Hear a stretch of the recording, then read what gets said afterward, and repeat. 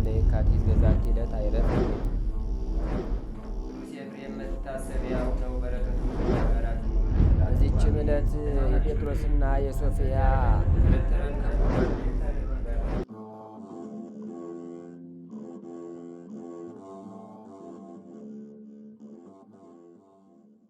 በስመ አብ ወወልድ ወመንፈስ ቅዱስ አሐዱ አምላክ አመ ዕስራሁ ለታኅሣሥ በዛቲ ዕለት አይረፈ ሐጌ ነቢይ ሙሉደ አሮን ዘእምነገደ ሌዊ። አንድ አምላክ በሚሆን በአብ በወልድ በመንፈስ ቅዱስም ታኅሣሥ 20 በዚች ቀን ከሌዊ ነገድ ከአሮን ትውልድ የሆነ ነቢይ ሐጌ አረፈ።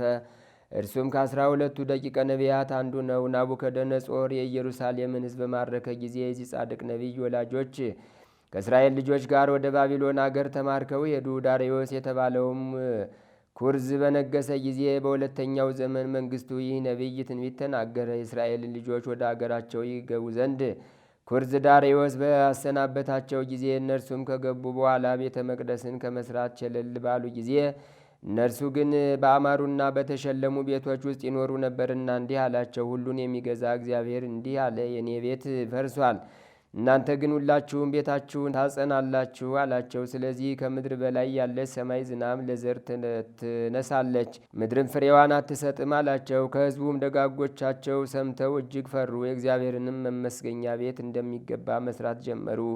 ይህም ጻድቅ ነቢይ 70 ዓመት ያህል ኖረ። የትንቢቱም ወራት ክብር ይግባውና ክርስቶስ ከመምጣቱ በፊት በ430 ዓመት ነው። ከዚህ በኋላም በሰላም በፍቅር አረፈ። ለእግዚአብሔር ምስጋና ይሁን፣ እኛንም በጸሎቱ ይማረን፣ በረከቱም ከእኛ ጋር ትኑር ለዘላለሙ አሜን። ሰላም ለሐጌ ዘተነበየ በጾታ ሚጠተ ጽዋዋን ህዝብ ወህንጸተ መቅደስ ድህረ ነስተታ በእንተ ማርያም እኒ ዘተደንገለት በመንታ ለቤት ድሃሪት እንተ ትነብር ድሉታ ምነቀዳሚ ቲቪዬ ይሄይ ትርሲታ። በዚችም ዕለት የንግሥት ታውፊና መታሰቢያዋ ሆነ። የአውጋኔዎስና የማዴዎስም መታሰቢያቸው ነው። በረከታቸውም ከእኛ ጋር ትኑር ለዘላለሙ አሜን። ሰላም ለክሙ አውጋኔዎስ ወማዴዎስ ጻድቃን ወታውፊና ንግሥት ርጉተ ብርሃን አመ ይመጽእ ክርስቶስ በዕለተ ፍዳ ወደይን አመክነዩ አጋይስቲ በዘ እትባላ ምስኪን እንበለ ምግባር ሊተ አልቢ የድህን። አንድ አምላክ በሚሆን በአብ በወልድ በመንፈስ ቅዱስ ስም ታኅሣሥ 21 በዚች ቀን የእመቤታችን አምላክን የወለደች የቅድስት ድንግል ማርያም የበዓሏ መታሰቢያ ነው።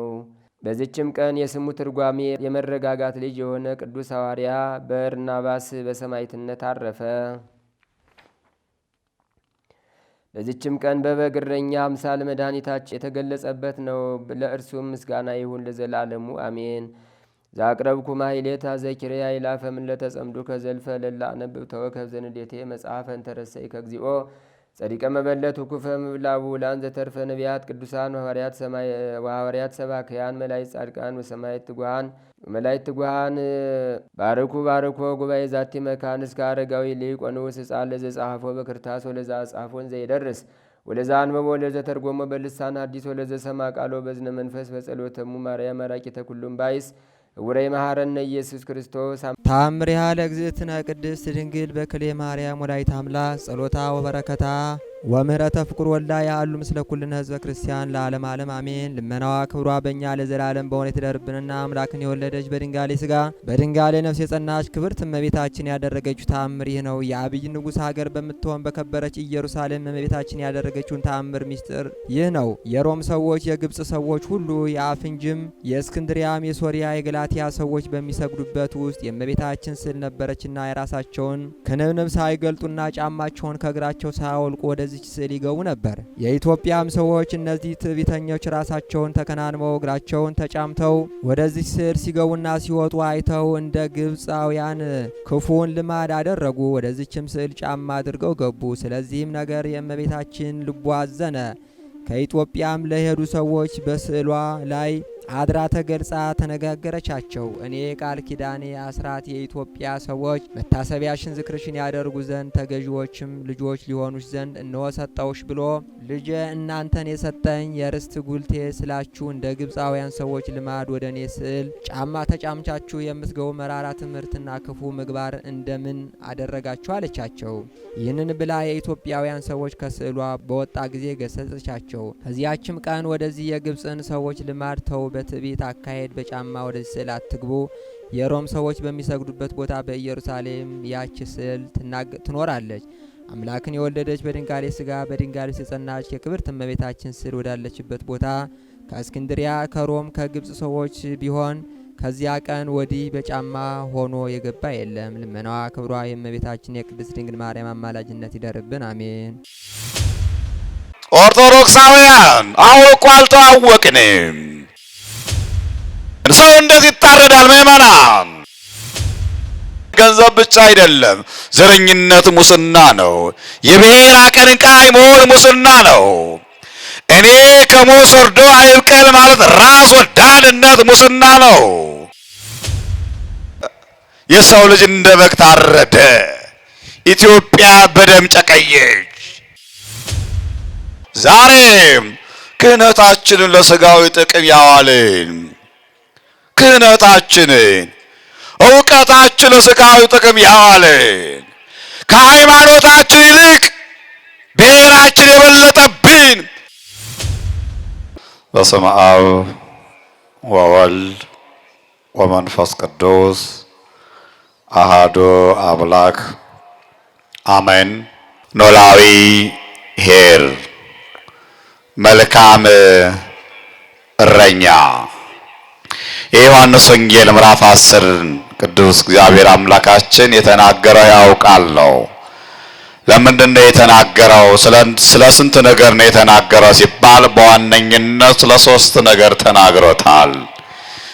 የመጀመሪያው አንሰ መጻእኩ ለኩነኔ ዓለም፣ እኔ የመጣሁት ዓለምን ለመግዛት ነው ብሎ ተናግሮ ነበርና ለምህረትም እንደመጣ ለማጠየቅ ነው። ለይቅርታ እንደመጣ ለማጠየቅ ነው። ለምን እንደመጣ?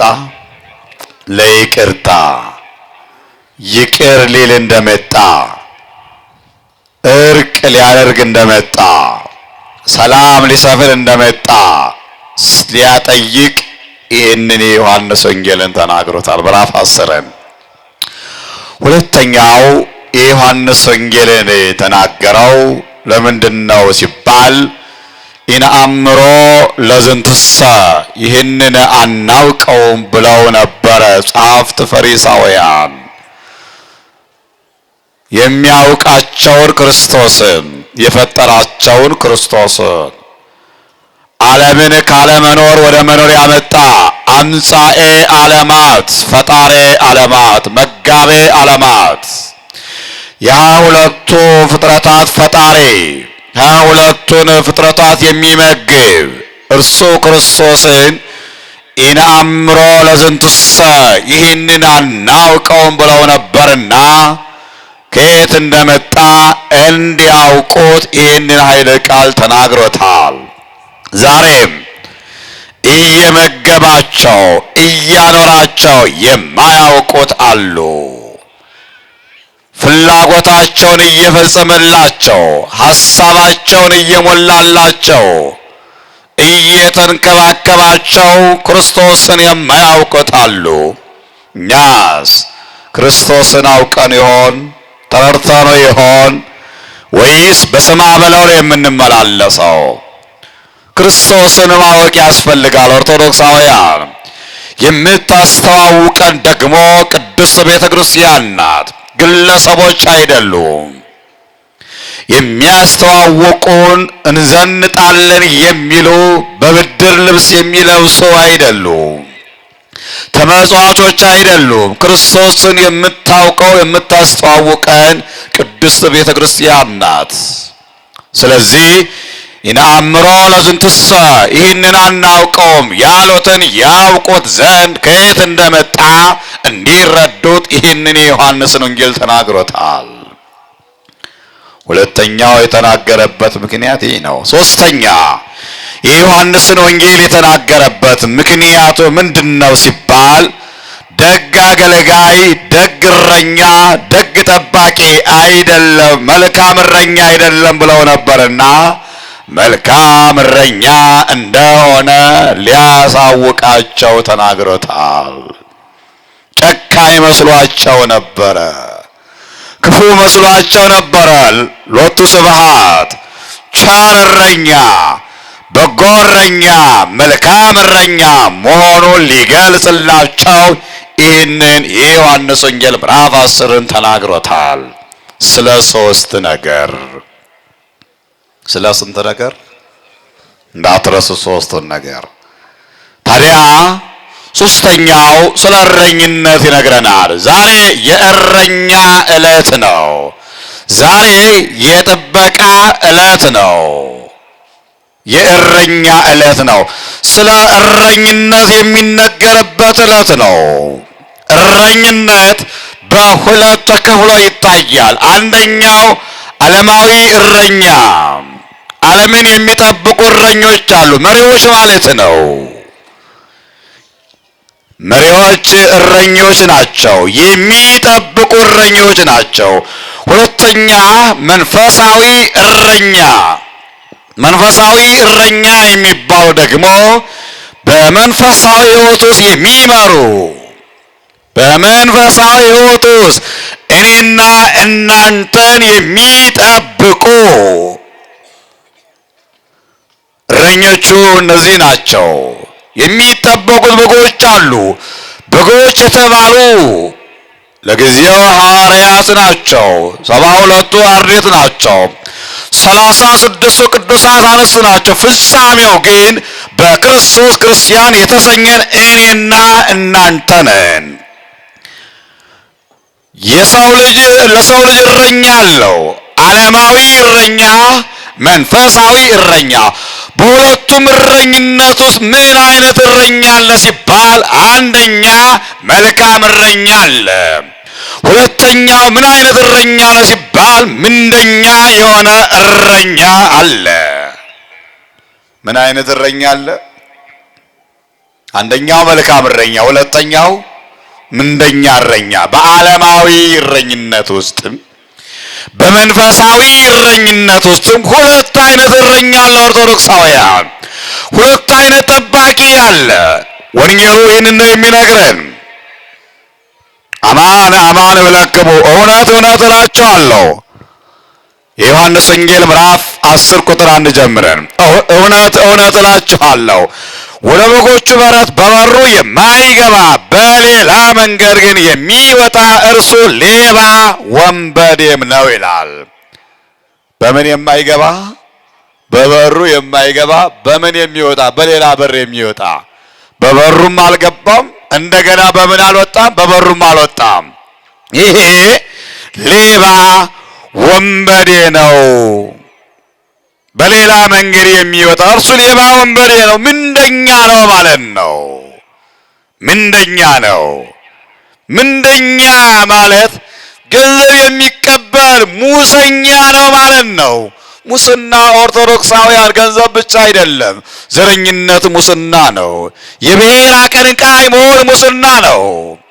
እኔ ከሞት ወርዶ አይብቀል ማለት ራስ ወዳድነት ሙስና ነው። ሙስና ነው። ጣዖት ማምለክ ሙስና ነው። ውበት ማምለክ ሙስና ነው። በአጠቃላይ ከሕገ እግዚአብሔር መውጣት፣ እግዚአብሔርን መርሳት ሙስና ነው። ሙስና ማለት ጥፋት ነው። ምንድን ነው ሙስና ማለት? ጥፋት፣ ወንበዴ ነው አለ።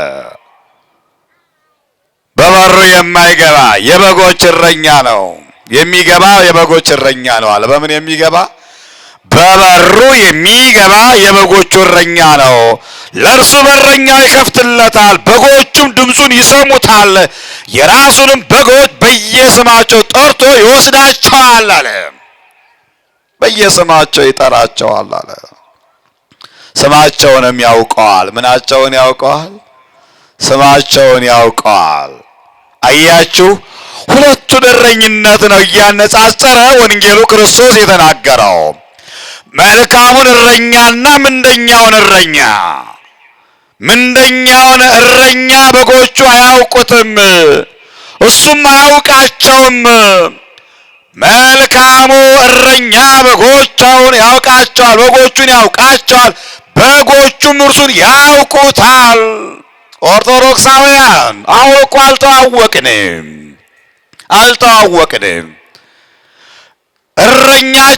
እረኞቻችንም አላወቁንም፣ እኛም አላወቅናቸው። መታወቅ ያስፈልጋል። አልተግባባን፣ መግባባት ያስፈልጋል። ሳንግባባ ስለኖርን እኮ ነው ጦርነቱ የበዛው፣ ደም እየፈሰሰ ያለው። እረኛ ያስፈልጋል። እግዚአብሔር ቤተሰቦች፣ እረኛ በጎችን የሚጠብቀው በአውሬ እንዲበሉበት አይደለም፣ ከአውሬ ለመታደግ ነው። እረኛ በበጎቹ ሊጠቀምበት ነው በጎችን የሚያረባው። አዎ በበጎቹ ሊጠቀም ነው። በጎቹ ሊበተኑ አይደለም። በጎቹን የሚበትን እረኛ የለም። እግዚአብሔር ቤተሰቦች፣ ዛሬ ላይ እረኛውና በጎቹ አልተግባቡም፣ አልተዋወቁም። መለያየት ባለበት ዓለም፣ መግባባት በሌለበት ዓለም፣ ሰው ከግዑዝ አንሶ ግዑዝ ከሰው በልጦ የሚኖርበት ዓለም፣ ሰው ጤፉ የሆነበት ዓለም እንዴት እግዚአብሔር ይከብርበታል ታዲያ? አልተግባባም። መግባባት ያስፈልጋል። መናበብ ያስፈልጋል። መዋሃድ ያስፈልጋል። እረኛውና በጎቹ ካልተግባቡ ከባድ ነው። ኦርቶዶክሳውያን ፈተና ነው የሚበዛው፣ ውጣ ውረድ ነው የሚበዛው። ዳገቱን ለመውጣት ይከብዳል፣ ቁልቁለቱን ለመውረድ ይከብዳል። በጎቹና እረኞቹ አልተግባቡም ማለት እዚህ መጽሐፍ ቅዱስ ላይ ሲናገር፣ እውነተኛው እረኛ ግን በጎቹ ድምፁን ይሰሙታል፣ የራሱንም በጎች በየስማቸው ጠርቶ ይወስዳቸዋል አለ። በጎቹ ስማቸውን ያውቃል። በነገራችን ላይ መልካሙ እረኛ በጎቹን ከኋላ አይደለም የሚነዳው፣ እሱ ከፊት ይሄዳል፣ በጎቹ ከኋላ ይከተሉታል። ካስተዋላችሁ፣ በግብርና የኖራችሁ ካላችሁ በይበልጥ እረኞች የራሳቸው እቺ አንተ በግ ነህ ተብሎ ከተሰጣቸው ለዛች ለበግ ልዩ እንክብካቤ ነው የሚያደርጉት። ያቺ በግ እረኛው ሲወጣም ሲገባም ትከተሏለች። ከሚገርማችሁ ያገኘው ነገር ሁሉ ይሰጣታል፣ ከሌሎቹ ለይቶ ማለት ነው። ያንተ ናት ስለተባለ ልዩ ፍቅር ነው የሚያርበት። ሕፃን ነው፣ ብላቴና ነው፣ ታዳጊ ነው። ነገር ግን በጊቱና እረኛው ይግባባሉ ማለት ነው። የእሱ ስለሆነች በስማቸው ይጠራቸዋል ማለት ይሄ ነው። መልካሙ እረኛ፣ በጎ እረኛ፣ ቸሩ እረኛ፣ የተበተነውን የሚሰበስብ እረኛ ማን ነው ካላችሁኝ፣ ጌታችን መድኃኒታችን ኢየሱስ ክርስቶስ። ለስሙ አጠራሩ ክብርና ምስጋና ይግባው። አመስግኑት ኦርቶዶክሳውያን። ከቅዱሳን ረድኤት በረከት ያሳትፈን። የአባቶቻችን የቅዱሳን በረከታቸው ትርዳን፣ ትጠብቀን። በስራችን ሁሉ የእግዚአብሔር ቸርነት አይለየን። ሀገራችንን በጽኑ ሰላም ይጠብቅልን፣ ህዝቡን ከህዝብ ያስማማልን። በዓለም የተበተኑትን ህዝበ ክርስቲያን ወገኖቻችን በቸርነት ይጠብቅልን። አቡነ ዘበሰማያት ይትቀደስ ስምከ ትምጻእ መንግሥትከ ወይኩን ፈቃድከ በከመ በሰማይ ከማሁ በምድር ሲሳየነ ዘለለ ዕለትነ ሀበነ ዮም ህድግ ለነ አበሳነ ወጌጋየነ ከመ ንሕነኒ ንህድግ ለዘአበሰለነ የታበአነ እግዚኦ ውስተ መንሱት አላ አድኅነነ ወባልሐነም ኩሉ እኩይ እስመ ዚአከ ይእቲ መንግሥት ኃይል ወስብሐት ለዓለመ ዓለም። በሰላመ ቅዱስ ገብርኤል መልአክ ወእግዝእትየ ማርያም ሰላም ለኪ ድንግል በህሊናኪ ወድንግል በስጋኪ እመ እግዚአብሔር ጸባኦት ሰላም ለኪ ብሩክት አንቲ እምአንስት ወብሩክ ፍሬ ከርስኪ ተፈሥሒ ፍሥሕት ምልዕተ ጸጋ እግዚአብሔር ምስሌኪ ሰአሊ ወጸልይ ምህረታ በፍቅር ወልኪ ኢየሱስ ክርስቶስ ከመ ይስራይ ለነ ኃጣውኢነ ተማሂፀነ ብኪ ኦ እግዚእ ኢየሱስ ክርስቶስ ሰራይ ኃጢአት ስራይ ኃጢአቴ ወኃጢአተ ኩሉ ህዝብ ከማይሰራ ኃጢአት እግዚአብሔር ይፍታ። ንቁ ሚዲያ ለተመልካቾቹ ከሚያደርሳቸው ዕለታዊ ሳምንታዊና ወርሃዊ ዝግጅቶች መካከል የየዕለቱን ስንክሳር ወርሃዊና ዓመታዊ የቅዱሳን ገላትና ድርሳናትን በኢትዮ ማህበር የዩቲዩብ ቻናል ያቀርባል። የየዕለቱን ስንክሳር ባሉበት ሆነው በማድመጥ እንዲሁም ወርሃዊና ዓመታዊ የቅዱሳንን ዜና ህይወታቸውን በማድመጥ ከቅዱሳኑ በረከትና ረድኤት እንዲያገኙ ንቁ ሚዲያ የሁል ጊዜ ምኞቱ ነው። በየዕለቱ የሚለቀቁ ዜና ቅዱሳንን ላይክ፣ ሼር እና ሰብስክራይብ በማድረግ አገልግሎቱን ይደግፉ። ንቁ ሚዲያ ርቱ የቤተ ክርስቲያን ልሳን